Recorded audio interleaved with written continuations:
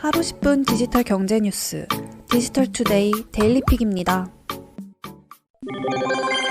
마이크로소프트가 2일 온라인으로 열린 이그나이트 컨퍼런스에서 혼합현실에 대한 청사진을 공유했습니다. 마이크로소프트는 가상현실과 증강현실 기능을 앱에 손쉽게 추가할 수 있도록 도와주는 클라우드 플랫폼 메쉬를 출시했습니다. 메쉬를 통해 개발자들은 아바타 동기화, 공간 오디오, 공유 홀로그램 등을 앱에 추가할 수 있습니다. 메쉬는 마이크로소프트 플랫폼만 지원하지는 않습니다. 개발자들은 메쉬를 활용해 페이스북 오큘러스 퀘스트, 데스크톱 PC용 앱을 개발할 수 있습니다. 안드로이드와 애플 iOS 앱에 대한 지원도 추가될 예정입니다. 즉 메쉬에서 만들어진 앱들은 마이크로소프트나 페이스북은 물론이고 애플 기반 AR 기기에서도 돌아갈 수 있다는 이야기입니다. 마이크로소프트는 메쉬 플랫폼을 통해 가상현실과 증강현실을 결합한 혼합현실이 컴퓨팅의 미래라는 점을 분명히 했습니다. 마이크로소프트는 메쉬 활용 확대를 위해 플랫폼을 무료로 개방했습니다. 시장조사기관 와이즈앱 와이즈 리테일이 만 20세 이상 한국인들이 가장 많이 결제한 온라인 서비스에 대해 조사했습니다.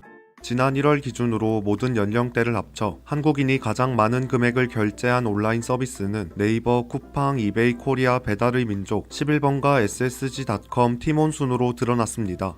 결제 추정 금액은 네이버가 2조 8,056억 원, 쿠팡 2조 4,072억 원, 지마켓과 옥션을 운영하는 이베이 코리아 1조 6,106억 원으로 파악됐습니다. 그 외 배달의 민족은 1조 4,776억 원, 11번가 1조 288억 원, ssg.com 4,596억 원, 티몬 4,242억 원으로 조사됐습니다. 각 세대별로 보면 많이 결제한 온라인 서비스는 차이를 보였습니다. 20대는 네이버, 배달의 민족, 쿠팡, 이베이 코리아, 11번가, 구글, 티몬 순이었습니다.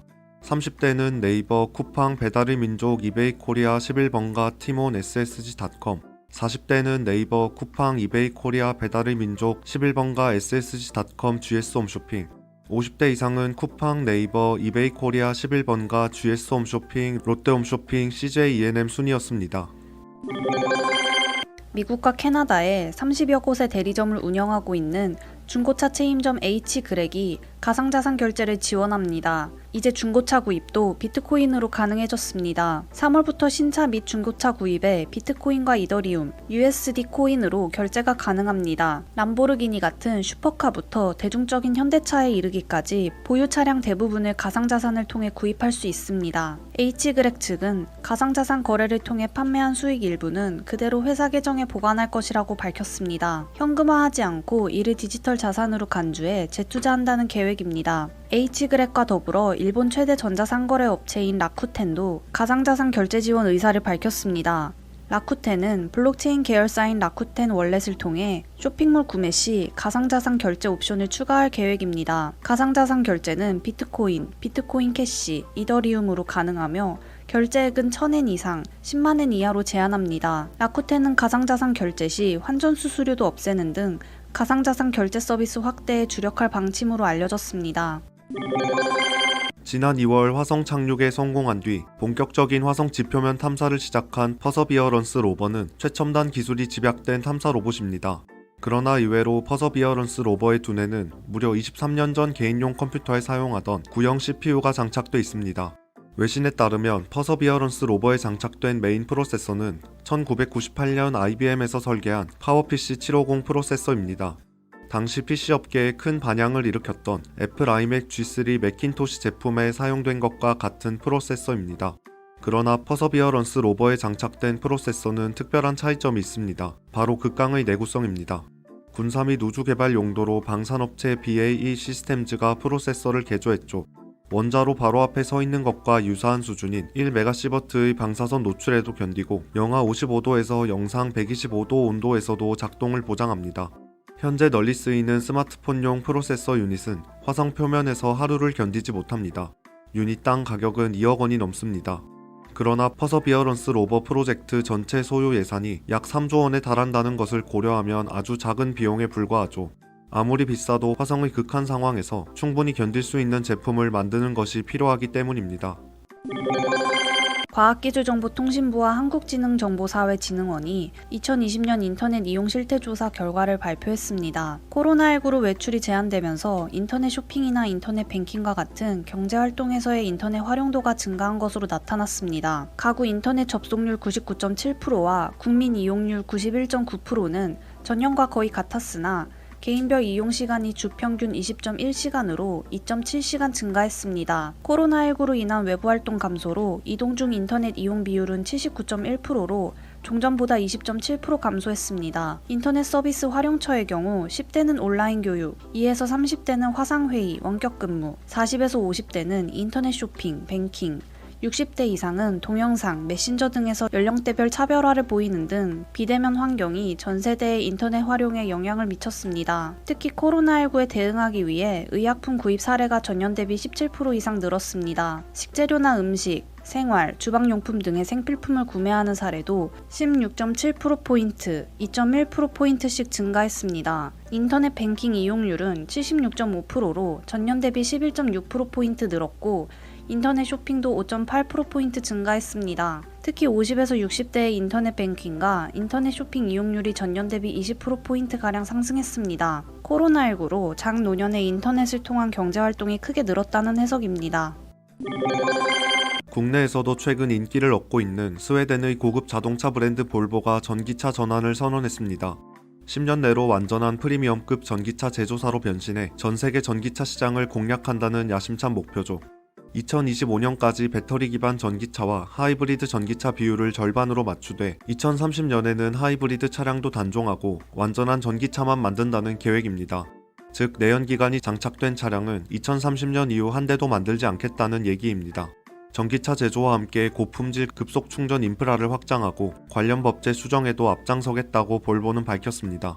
호칸 사무엘손 볼보 최고 경영자는 내연기관의 미래는 없다. 사라지는 비즈니스에 투자하는 대신 미래 전기차 및 온라인 투자를 선택했다면서 우리의 목표는 빠르게 성장하는 프리미엄 전기차 시장의 리더가 되는 것이라고 말했습니다. 한편 볼보는 전동화 추진 전략과 함께 볼보 최초의 배터리 기반 전기차인 볼보 XC40 리차지를 출시했습니다. 78kW 용량의 배터리와 408마력의 전기 모터를 탑재한 순수 전기차입니다. XC40 리차지는 스웨덴 현지에서 62,000유로 약 8,200만원에 판매하며 유럽 시장에 이어 북미, 아시아 등 지역에도 차례로 출시할 예정입니다.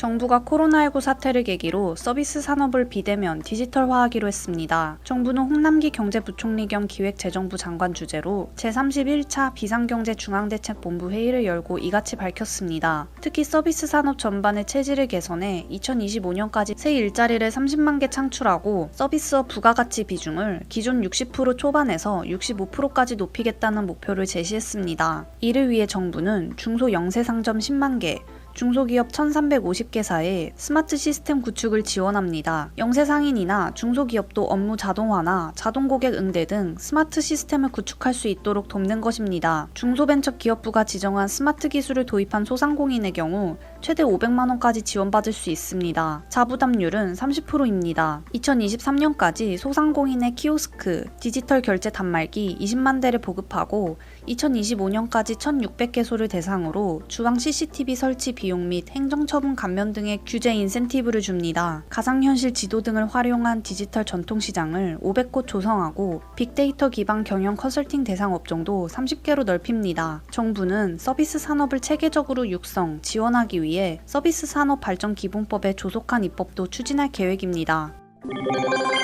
서울시가 인구 감소로 32년 만에 1,000만 명 타이틀을 잃게 됐습니다. 서울시는 관내 내국인과 외국인 등록 인구를 더한 총인구가 지난해 말 기준 991만 1,088명으로 집계됐다고 밝혔습니다. 내국인이 966만 8,465명, 외국인이 24만 2,623명입니다. 1988년 처음으로 1,000만 명을 넘은 이래 줄곧 1,000만 도시 위상을 지켜온 서울시의 인구가 32년 만에 1,000만 명 미만으로 줄어든 것입니다. 서울 인구는 도시와 산업화에 따른 유입으로 1990년대 초반까지 증가하다가 1992년 1,097만 명을 찍은 뒤 점차 감소했습니다. 연령별 인구는 25에서 29세가 85만 명으로 가장 많고 45에서 49세가 81만 명, 50에서 54세가 80만 명으로 뒤를 이었습니다. 자치구별 인구는 송파구가 67만 명으로 가장 많고 중구가 13만 명으로 가장 적습니다.